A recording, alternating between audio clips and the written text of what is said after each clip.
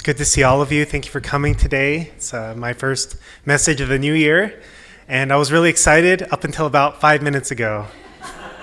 Not excited anymore, but here I am, so that's the way it goes. So as Pastor Adonia mentioned last week, we are starting a series on stewardship. We felt that this was the way that we could try our best to have the best start of our year. And stewardship has so many different aspects of it that we're going to be talking about, and I'm going to be diving a little bit into that. But today I'm going to be talking about being stewards of what we already have. So as the song Chelsea so beautifully sang, talked about, our lives are just a brief, short period of time. And even though it feels long for us, every day might feel like an eternity. We go through our ups and our downs. I can tell you that last week felt like a long time ago, a month ago. These last few years have felt like an eternity. But at the end of the day, life is short. And we have opportunity we have what we have in life, we have what we're given, and we have opportunity to be good stewards of what we are given. Stewardship is found right at the beginning of the Bible, where God told Adam and Eve to be fruitful, to multiply, and fill the earth and subdue it and have dominion over all things. Essentially, the first commandment or direction that God gave his children was to be good stewards.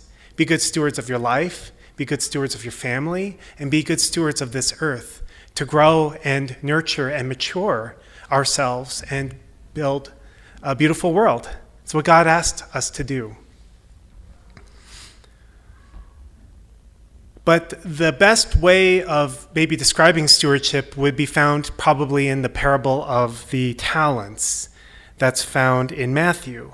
And instead of reading the whole thing, I'm just going to show a short video that where they act out the scene. Going on a journey, who called his servants and entrusted his wealth to them. To one he gave 5 bags of gold, to another 2 bags, and to another 1 bag, each according to his ability. Then he went on his journey. The man who had received 5 bags of gold went at once and put his money to work and gained 5 bags more. So also the one with 2 bags of gold gained 2 more. But the man who had received 1 bag went off, dug a hole in the ground, and hid his master's money. After a long time, the master of those servants returned and settled accounts with them. The man who had received 5 bags of gold brought the other 5. "Master," he said, "you entrusted me with 5 bags of gold. See, I have gained 5 more." His master replied, "Well done, good and faithful servant. You have been faithful with a few things. I will put you in charge of many things. Come and share your master's happiness." The man with 2 bags of gold also came. "Master," he said, "you entrusted me with 2 bags of gold. See, I have gained 2 more."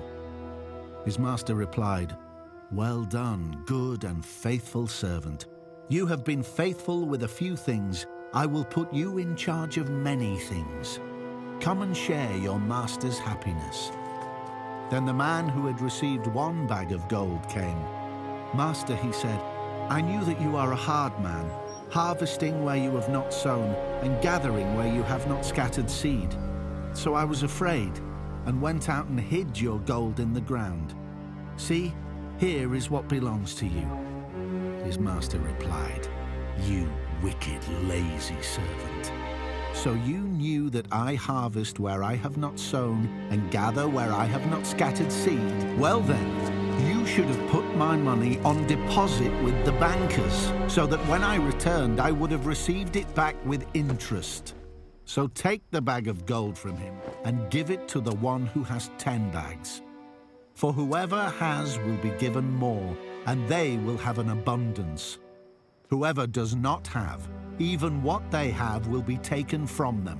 And throw that worthless servant outside into the darkness, where there will be weeping and gnashing of teeth." Yeah, it's a bit harsh. I'm actually surprised by how often this phrase comes up in the Bible, weeping and gnashing of teeth. It's a very interesting imagery if you think about it. But, I guess that was a common thing to say back then. I don't know. Anyway, getting past the harshness of the way that the servant was treated and everything, I think that the main point that Jesus was trying to convey in this story was that, he's not talking about money, he's not talking about, harvest. Jesus is talking about how God will give everything that we have in our life. That's the point of this topic on stewardship, is on loan. It's a gift. It's something that we have received in our life from God and our circumstances, and we don't take any of it with us. And whatever we do take with us, a lot of it's not that meaningful. When we go to the spirit world, I don't think that all the knowledge that we learned on computer programming or, video game strategies or, biology is going to really matter that much there. It doesn't mean that we shouldn't learn those things. It doesn't mean that they're not valuable to us here in this life now, but they're not going to have the same value and meaning later on in our life. And a lot of the things we just won't be able to take with us. So the owner represents God, and God gives us, we receive a certain life, and we get our talents, we have certain blessings in our life, we have moments of inspiration, we have people in our lives, our spouse, our children, our parents, our friends.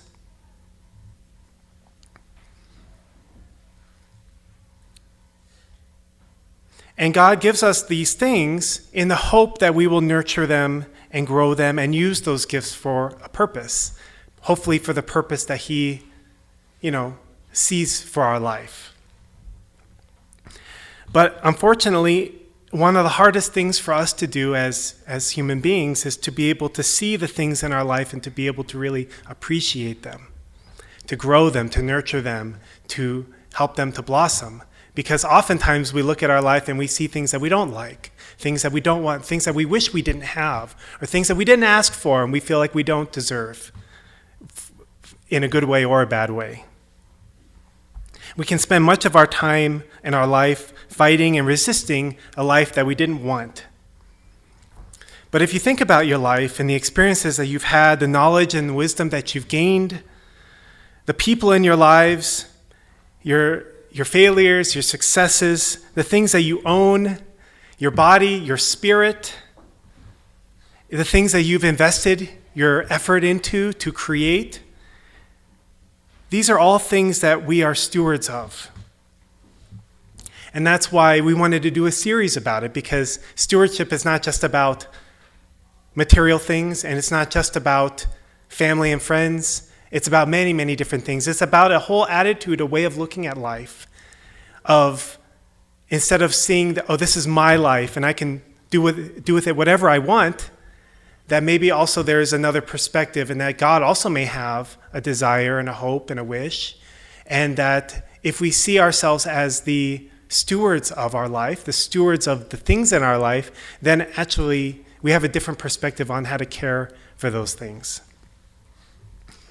In Peter, it says, "As each has received a gift, use it to serve one another, as good stewards of God's varied grace." So this sermon today is a little bit of an unusual message in that it's partly a sermon and it's partly kind of a report on the developments in our community, partly over the last 8 years. And I don't know if we've ever done anything quite like this. Maybe we have, but it's been a long time. It's been years. And I wanted to be able to share with you, I wanted to be able to take some opportunity to be able to share with you some of the growth and the development, the changes that have happened in our community in this area of stewardship. particularly with material things. And I hope that has some value for you. Personally for myself, Adonia and I have been here for 8 years, and it's very helpful to be able to look at things as developing and growing and improving, because let's face it, nobody likes the idea of just stagnating or just surviving, right? And neither do we. So I want to talk a little bit about tithing first, and then I'm going to get into our local 501c3. I'm going to get into our solar panels. I'm going to get into our exterior renovation. I'm going to get into our fourplex renovations. And I'm going to try to do that relatively quickly. Thank you for your patience ahead of time. So I pulled up a financial report from 2014, and just kind of, so this is a profit and loss report from 2014. I just took out the part on income, and I just wanted to highlight that in 2014, our total tithing of our community was a little under $100,000. For the whole year, yeah. It's not? Yeah, it is. Fourth line down, okay. And then, of course, we had income from other things, and like our rentals and stuff. But that was our tithing in 2014. And I asked Peggy to make a not final version of, because 2022 just finished. But this is our basically final, at least tithing numbers for 2022. And it's almost $180,000. So, huh? Yeah, well, that also includes that second line, which is interest. That's partly from our loan to Alabama. But just from tithing, it's $178,000. And that's for the year. And I just, it's really inspiring for me to be able to see that our church is growing. That's, of course, over a period of 8 years. That's, 8% growth or something like that. But I don't make these kind of points lightly. We don't talk about tithing very much. If you've been here for a long time, we don't talk about it almost ever. But I know that over the last 8 years, that many of you and many of the people who aren't here today have gone through many financial crises, relational crises, ups and downs in life. And there have been many reasons why people have expressed to me that they don't want to give money to the church for this and that reason. And in the last 8 years, we've lost a number of very generous tithers. We had one family that was giving over $10,000 a year, and they just stopped cold turkey one day. And I just want to say a big thank you to all of you, because I know that for you, you tithe because it's not about supporting Mike and Adonia. It's not about even necessarily supporting this local church, but it's something that you believe in. It's something that is an offering between you and God. And maybe some of the things that we do help, but we know it's not because of us. But for me personally, it's very encouraging. It helps us. In the last 8 years, there's been so many ups and downs, and there have been times where I really questioned whether this was really a good idea to become pastors here. But one of the things that really helps us to be uplifted and to want to keep going is that we know that you guys believe in what's happening in this community. And you do that substantially. It's not the only way, but substantially through tithing. And I tell you, there's no greater act of support, of showing that you believe in something than giving your money to it. And it means a lot to us. And I just want to really thank you from the bottom of our hearts. Being able, and also not just in terms of the monthly income, but also, once again, you probably can't read it. I'm so sorry. I thought I prepared better. But also our bank accounts. I don't have figures from 2014, but I know that we had around $200,000 in our bank at that time. And over the years, because we've really tried to be frugal and we've tried to do a lot with a little, even though we've been doing all these renovations and we've increased our spending on things like youth ministry and paying people to like clean and music ministry and youth ministry and all these things, we've still been able to every year save money. And so every year our account has been growing. Even we were able to loan $100,000 to Alabama so that they could renovate their newly purchased church. So even despite all of that, our accounts have still been growing. And, I think that's really a testament to like our finance ministry and our efforts to really be good stewards of our funds, because we really have tried to keep the mentality that just because we have money doesn't mean we have to spend all the money. And that as we save, new opportunities will open up to us. We have the opportunity to be generous. We have the opportunity to be creative. We have the opportunity to, in the future, if we ever decided to buy a new building or to invest in a property or to add a third floor to this building, who knows what we're going to do. We will have the ability to do that, because you may or may not know, but these things are so expensive. And Denver is so expensive. So being able to set aside to save money and not spend everything that we're making is something actually that I feel immensely proud about, because in some ways it would be just easier to spend it all. It's like a need comes, just throw some money at it, But money doesn't solve a lot of our problems, believe me. Church problems, money will not solve those problems. It's been expressed to me at times that maybe we shouldn't be so transparent about how much money our church has, because maybe sometimes people will feel like, well, I need my money more than the church does, or church doesn't need money, the church is doing just fine. And I understand that. But for me personally, when I see that the church is not only just surviving month to month, paying its bills month to month, but also prospering, that we have money to invest into things that are important to us, that actually really inspires me, and I hope that I hope you can feel the same way as well.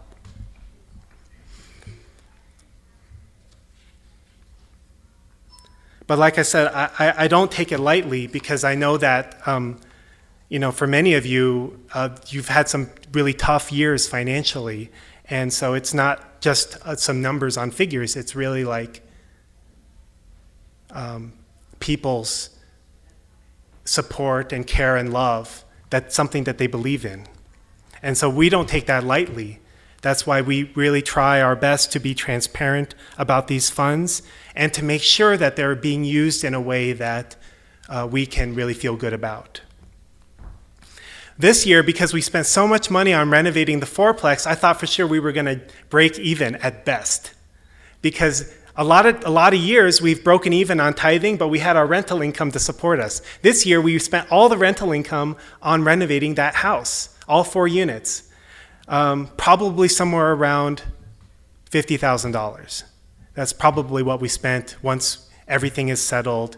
Maybe a little bit less, maybe like $40,000. And I'm going to talk a little bit more about that a little bit later, of why that was really beneficial for our community.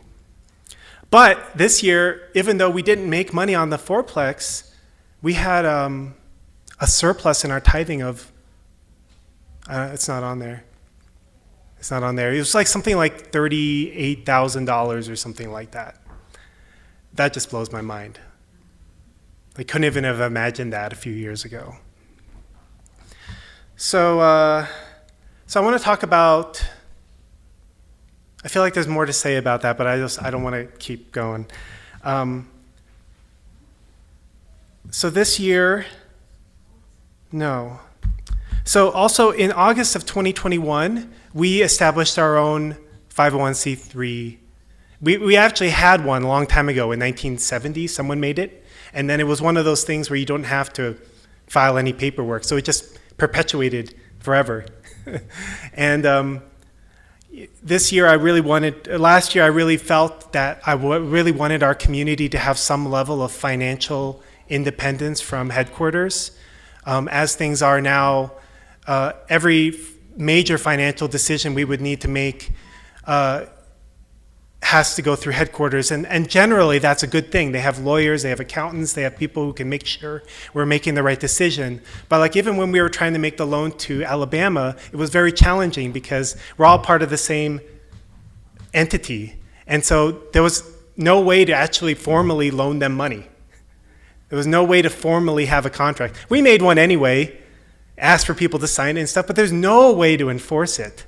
No way to enforce it whatsoever. And, I think that in our community, we want to be able to take some risks sometimes, to be able to do some things that may be a little bit out of the box. And I want our community to feel like we are owners of that and to be able to be proud of the things that we are accomplishing as a community. So we created that, we did the paperwork for it in August of 2021, and as you can see on the envelopes, there's that section for local something or other. And so when people check that box, then that money goes into the local account, which is still recorded and everything, but that's a local fund. And our hope is to be able to eventually, my goal this year is that our next purchase, which would be the new parsonage and the current parsonage turning into the new carp house, would be our first ever local property. That's my plan. I'm still working out the details. I like this quote a lot that Pastor Adonia used last week.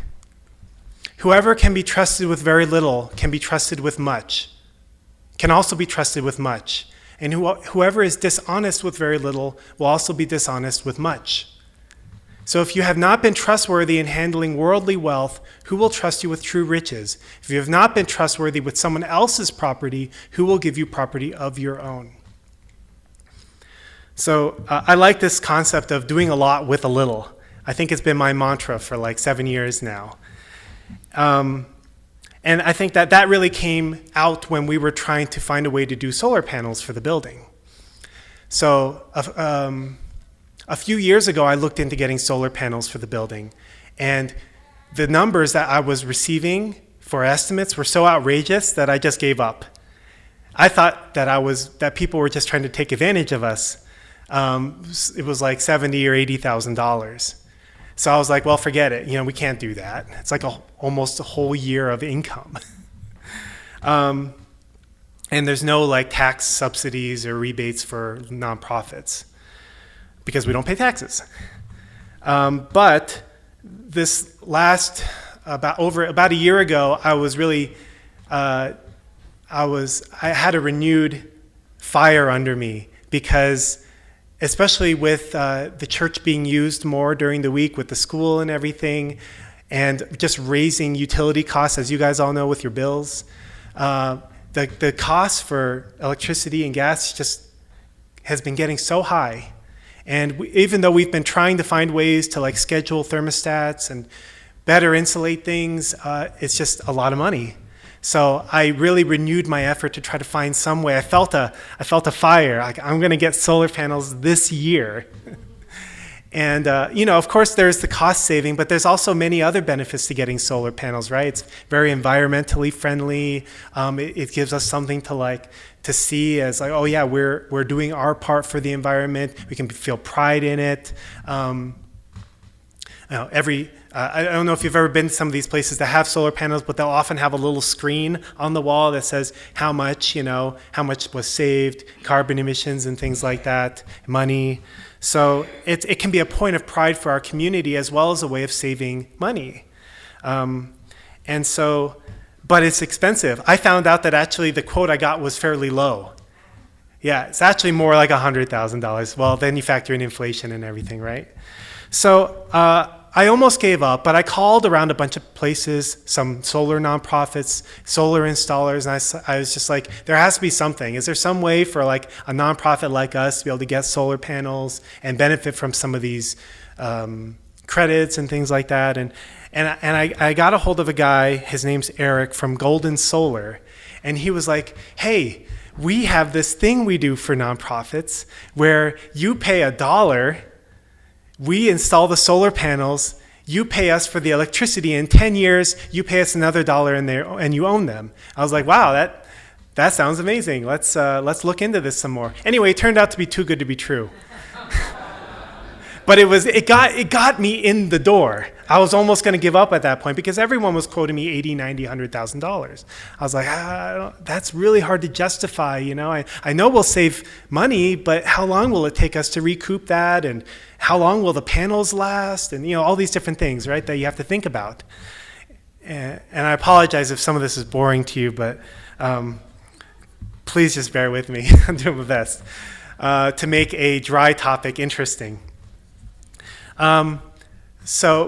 But he did tell me that they would carry kind of a loan for us. And then he also told me, hey, you should look into this grant that the city of Denver is offering for nonprofits to get solar panels. It's like the first one they've ever done. And I said, okay, I'll look into it. And fast forward, we got a grant for $50,000 from the city. Yeah. But the caveat was that we had to own the panels. So we couldn't just have them on loan from the solar panel company. So they were like, well, what do you want to do? I'm like, well, we got a $50,000 grant. It'd be stupid for us to not get the solar panels. But then a couple months ago, a guy wrote me again. He's like, hey, have you heard there's this new federal legislation for not just solar panels, but renewable energy subsidies. And he said the government will literally, even for nonprofits, will pay you 30% back of your solar panel investment. So on top of the $50,000 grant we're getting from the city, we're also applying for this, and no reason we shouldn't be able to get it, $30,000 grant from the government, from the federal government, to be able to, and this will just be a straight rebate, like a check. And so at the end of the day, we ourselves would only be paying about $20,000 for $100,000 panels, and they should be going in. I was trying to get a hard date from Eric because sometimes he's not so good with communication, but hopefully by the end of this month or next month, those will be going in. And so it's great, yeah. It's funny because when we first made this renovation plan and we put the solar panels on the top of the building, I actually wasn't really set on getting solar panels. I just thought it would be a really nice thing to do. But necessity kind of pushed me in the right direction, I guess, at the right time. Because in order to get this rebate, you have to do the installation in 2023. So if we had done it in 2022, we wouldn't be able to get it. Or we would be able to get only less. So that's been a really, anyway, it won't take long for us to recoup $20,000 in utility bills, believe me. So I want to talk a little bit about this so here's the solar panel plan that they have made for us. Actually, it's a little bit expanded now. They're also planning to put some on the parsonage too, because they really want to cover 100% of our electrical use. So it's really cool.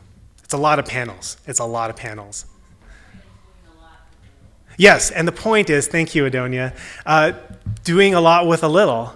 If we had said, oh, we're going to need this much money to be able to get the panels, I probably would have just given up from the beginning. But I was determined to try to find a way that even our small little church here could get something like this, and somehow we found a way.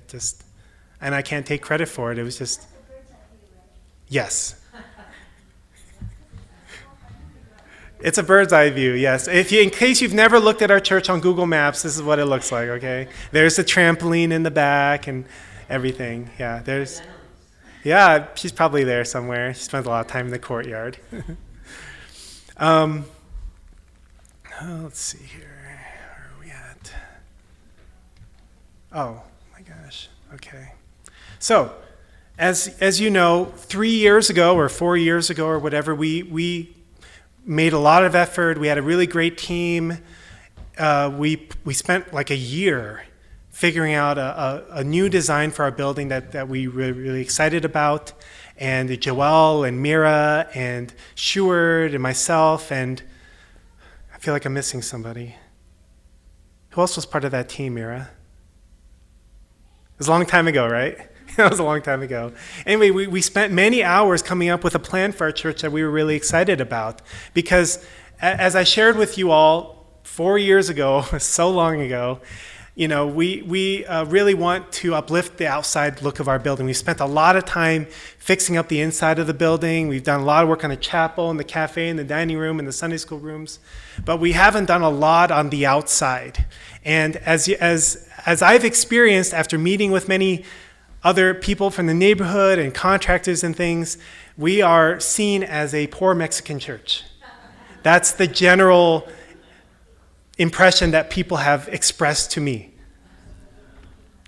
And people are very surprised when they come inside. They're like, oh, it's nice, it's big. It doesn't seem so big on the outside. But we really wanted to do something. So we came up with this plan, and maybe many of you remember from back then, and you've seen the poster at the back of the church, you've probably stopped noticing that it's there. It's been there for so long. But, we've done a few things. We did some fence work, we did the front doors, but so much has been left undone, and I could give you excuses all day long, but I feel really bad about it. I never thought that when we made this plan, it would take us years and years to actually do the work. And that's partly because of, my limitations in terms of my mentality around spending money. Because really this amount of work, if you do it with all contractors, it's expensive. It's stucco for an entire building. It's brickwork to even out the facade and all that. It's new windows. It's a retaining wall. It's a new metal fence for this area over here. It's a new handicap ramp over there. It's a lot. I had one general contractor who's kind of high end, and he said, well, $250,000, no big deal for them, right? But I'm like, can't do that. But that's also partly my limitation too. I don't like the idea of spending a ton of money just for appearance. When we renovated the fourplex over there, that was a lot of money, and it was all volunteer work. It was all volunteer work. Christian knows. He worked there every day for 2 months, and we didn't pay him $1. We fed him and we housed him. That was the deal. But he did all that work for free. And Steward came over, and he did a bunch of work for free. And my dad painted 3 of those units for free. And a whole bunch of other volunteers. Yeah, we had to pay some people to come in and do some stuff that we couldn't do ourselves or wasn't safe to do ourselves. But it was a ton of volunteer work, and it still costs that much money. That's partly just because everything costs a lot these days. But in one sense, I'm really proud. But I almost killed myself personally.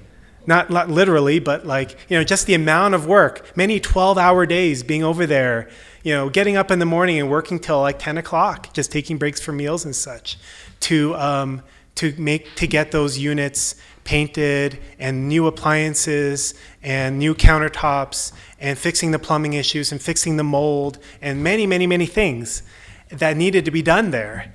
And that's great, but I can't keep doing that. And I know my dad can't keep painting, and I know Christian can't spend money. He's married now. He can't do that. He can't do that. And and Dave Mahardy, God bless him, he does so much, but he's also on a long road of recovery too, and not a spring chicken anymore as well. So, we also have to find a balance. My heart is, I want to do everything with volunteers. I think it's really beautiful because when we volunteer to do work, when we invest into things, it's a part of stewardship. I feel like I put my effort and my energy and my care and love into this building, and so it belongs to me in a sense. There's a part of me in there. And I know that when we've done all the work in this church, there's been an aspect of that too. That's really beautiful. But there's also a limit to how much we can do ourselves. And also when it comes to doing, going up on a second story and doing brickwork and stuff,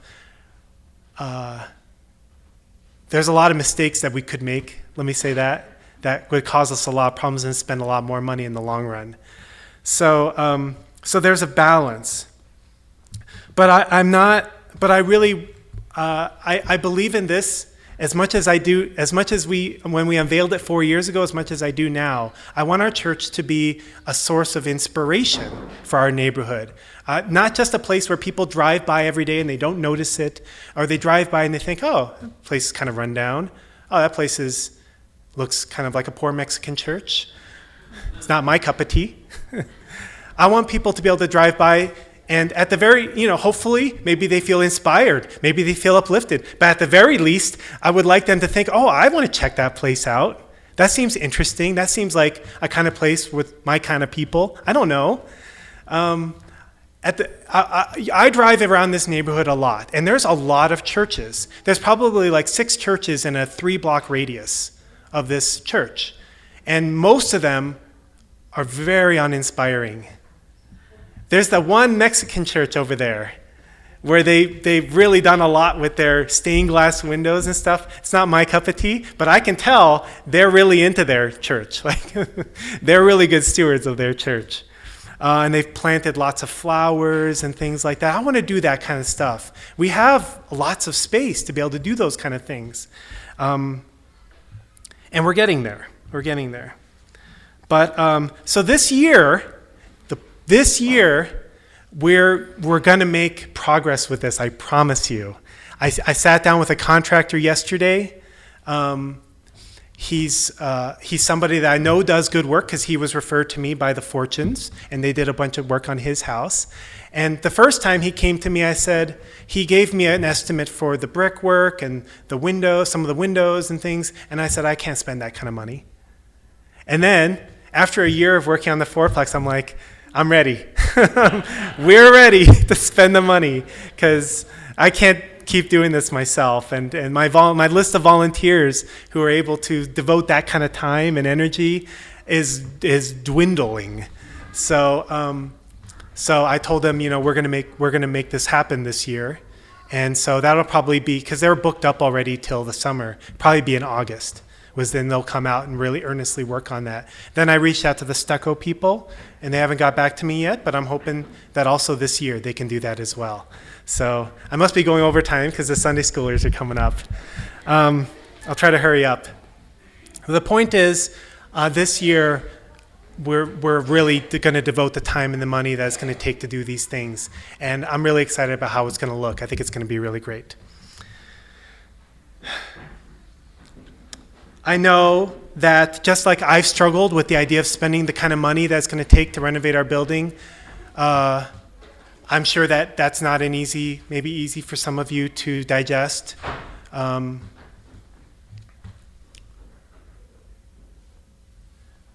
think the thing that I keep coming back to is that whether we like it or not, this building represents us.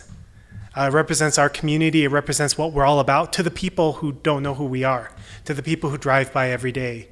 And I wish there was a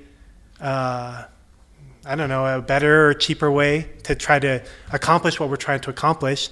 But it's a big building, and costs have gone through the roof to do just about anything. And so I think that once it's actually done, everyone will feel really happy about it. I hope. But in the meantime, I just thank you for your open-mindedness and trust.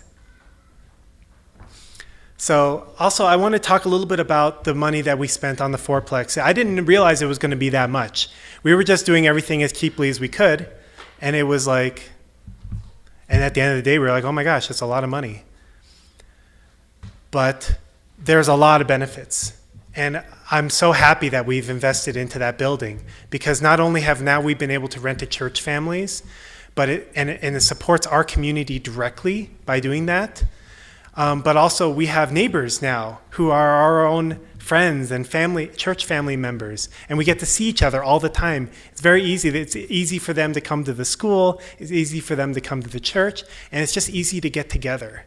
I think that part of community is actually being able to see each other without having to drive 30 minutes or without having to schedule time because you don't want to get stuck in traffic. That really makes it hard to really feel like, oh, like we'd like to actually be able to see each other all the time. Well, I know not everybody, but not everyone wants to see each other all the time. I get that, okay? But in the sense of wanting to try to build community, it's important, I believe. Also, we've been able to provide housing for our Ukrainian families, and Anton's group moved out, and Serge's family is going to move in there once we've renovated, done a little bit more work in there. And also, now we have people in there who actually care about the property. The people we had in there before, they didn't care. Like I said before, there was beer bottles and broken glass everywhere. They didn't care about the property. The people who live in there now care about the property. They don't want to abuse the utilities. They want to take care of the appliances and the windows and the floors, and it's a completely different attitude and mentality. And I think in the long run, even though we had to spend a lot up front, in the long run it's going to pay off a lot.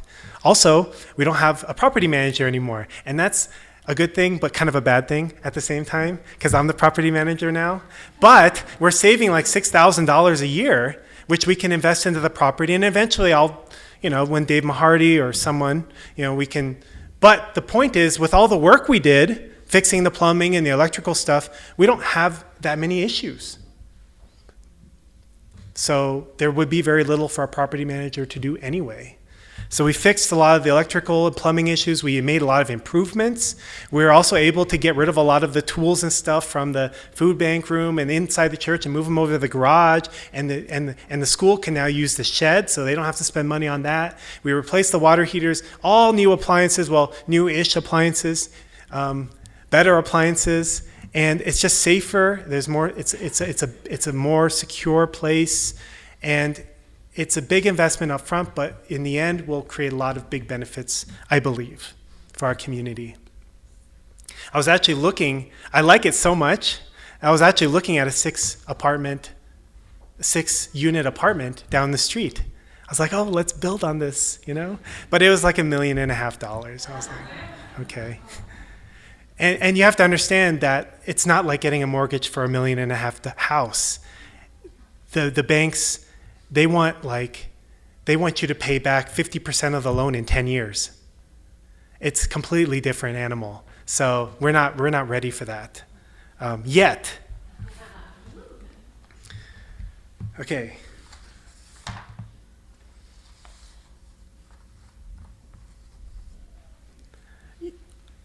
Something that I've really taken away from this year is, and I think the last 8 years too, is that we really have to think long term. We can't shy away from making a lot of effort now for a small return that will make a big return long term. And there's probably no place you can see this more than in youth ministry. Youth ministry is all about investing into teenagers and, children, elementary age children, middle schoolers. You may not see a lot of result from that right away. And there's no guarantee that those kids, some of them won't, or many of them won't grow up and turn their backs on us and be like, I didn't appreciate that. I don't want to have anything to do with you. But it doesn't mean that we shouldn't put the effort in. It doesn't mean that we shouldn't invest. And one of the things I'm so grateful about, because our tithing has gone up, it's allowed us to be able to pay a part-time youth pastor. None of our youth pastors ever in the past ever received $1. And in some ways that's very noble, but at the same time, I personally am really grateful that we can pay someone something that helps them to be able to devote the time and the energy needed to be able to do this important work. And it's a lot of time and energy. It's a lot of heartache. And like I said, it's a lot of effort that may not be returned to you right away or in the near future. But you invest anyway, and you hope that that investment will produce results in the long term. And I believe it will. Because I believe that the children that are running around our church now are going to be the people who are running things in 20 or 30 years, or maybe even less. So I think it's important to look at everything that way. There's always going to be things that need our attention in the moment. There's always going to be crises. There's always going to be issues. But we also have to think about the future. We have to think about the future that our children and our grandchildren will inherit, and do what we can while we are responsible for it, that we are good stewards of it and that we improve it, and we're able to pass on something much improved from what we originally received. And I think that's the idea behind stewardship. Whether we, in our life, receive something we're really happy about, I had a great childhood, I have a great family, we never had financial problems, I love God, all these things, or we inherited a bucket of garbage, that we take that and we recognize, well, this is my life. This is my church. This is what I'm a steward of. These are the people in my life. What can I do? How can I care for, nurture, and grow this to be better than what I inherited, to be able to pass on better? And that's a big part of the reason why we want to actually be able to have our parsonage become the CARP Center, because that will actually give room for growth. And we need, as our kids grow and they go through high school, and maybe they do GPA, maybe they don't, but they go through their college and their adolescent years, being able to have a place for them to be able to be nurtured and to grow in a good environment with good people is very important, I believe. And it's something I want for my own kids. And I'm thinking about these guys, Elvis, Christian, who are on GPA right now. I don't know what they want to do afterwards, but I want to at least be able to provide something of value for them, that they can continue in their walk, in their life of faith. So I'd like to finish with one final quote. This is from our founder, Reverend Moon. He said, "Happiness is always waiting for us. The reason we can't get happiness is that our own desires block the way. As long as our eyes are fixed on our desires, they cannot see the path we should follow. We are so busy trying to pick up the scraps of gold lying on the ground near us that we do not see the huge pile of gold that is a little way up the road. We are so busy stuffing things into our pockets that we don't realize there are holes in those pockets. Every object belongs to heaven. We are only its stewards." Please join me in prayer. Good morning. Most beloved Heavenly Parent, we thank you so much for this day that we could come together as a community and as a family. I hope that something in this message could have been inspirational or meaningful to each person here, that you could touch them in some way. We offer all these things to you, all these efforts, not just these last 8 years, but in our whole lives, that we have the opportunity to be good stewards of all the things that you have given to us and all the things that we've received in our life, however they got there. Please give us the strength and the wisdom to be able to be the best stewards of everything that we are given. Please help us to see your purpose in those things. Because Heavenly Parent, at the end of the day, we don't just want to be good stewards, but we want to be stewards that seek for your purpose in the things that we are given. What is it that you want to see happen in our lives? What is it you want to see happen in our families? What is it you want to see happen in our church? Please give us the humility to always seek for those things and to be able to make decisions and changes when necessary. I thank you, and I offer this prayer in our names, blessed are families. Amen and adieu. Thank you so much.